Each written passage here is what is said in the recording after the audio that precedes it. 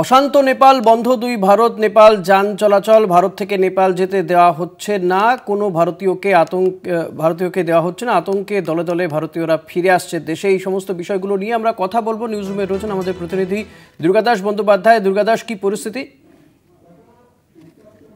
পরিস্থিতি যত সময় এগোচ্ছে তত কিন্তু আরও ঘোরালো হচ্ছে। শান্তি যতক্ষণ না ফিরছে এই আতঙ্কে রেস যাচ্ছে না। ফলে দু দেশের মানুষই কিন্তু দুই দেশের মধ্যে রয়েছে। একদিকে যেমন প্রচুর পরিমাণে নেপালের মানুষজন যারা এদেশে চাকরি সূত্রে বা কর্মসূত্রে আসা যাওয়া করেন তারা যেমন রয়েছেন, তেমন প্রচুর ভারতীয়রাও সেখানে রয়েছে ব্যবসা সংক্রান্ত বিষয় নিয়ে। ইতিমধ্যে বলে রাখা ভালো যে নেপালের এই উত্তপ্ত পরিস্থিতির জন্যে নেপাল ইন্ডিয়া বাস সার্ভিস বন্ধ করে দেওয়া হয়েছে। এবং শুধু সেটা এই নর্থ বেঙ্গল দিয়ে যে বাস সার্ভিস পানি ট্যাঙ্কি হয়ে যেটা যায় শুধু সেটা বন্ধ করে দেওয়া হয়নি, অন্যদিকে রক্সল বীরগঞ্জ হয়ে যেটা যায় সেই রাস্তাও বন্ধ করে দেওয়া হয়েছে।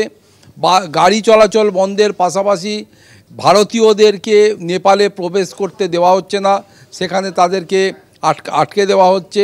উল্টো দিক থেকে ভারতীয়রা যারা দ্রুত ফিরে আসতে চাইছেন তাদেরকে কিন্তু ফেরানোর ব্যবস্থা করে দেওয়া হচ্ছে। অনুরূপভাবে যে সমস্ত নেপালের মানুষজন যারা ভারতবর্ষে বসবাস করেন তাদেরকে নেপাল ফেরত যাওয়ার ক্ষেত্রে তাদেরকে সাহায্য করা হচ্ছে, কিন্তু কোনো নেপাল থেকে কোনো মানুষকে এখানে আসতে দেওয়া হচ্ছে না।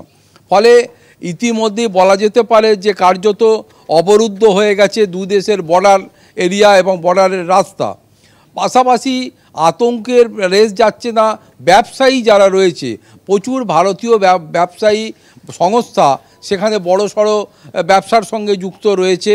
তারা চাইছে যে যত শীঘ্র সম্ভব এই পরিস্থিতি কমে যাক, পরিস্থিতি স্বাভাবিক হয়ে যাক। কিন্তু যদি স্বাভাবিক না হয় তাহলে আইটিসি থেকে শুরু করে এই জাতীয় যে বড় এই কোম্পানিগুলো রয়েছে তাদের ব্যবসা মার খাবে এবং পণ্য চলাচল ইম্পোর্ট এক্সপোর্ট প্রায় বন্ধ হয়ে যাবে। প্রচুর ক্ষতির সম্মুখীন হতে হবে। সব মিলিয়ে কিন্তু যত সময় গড়াচ্ছে জটিলতা কিন্তু বেড়েই চলেছে, এটা বলাই যায়। ধন্যবাদ দুর্গাদাস। কথা বলছিলাম প্রতিনিধি দুর্গাদাস বন্দ্যোপাধ্যায়ের সঙ্গে।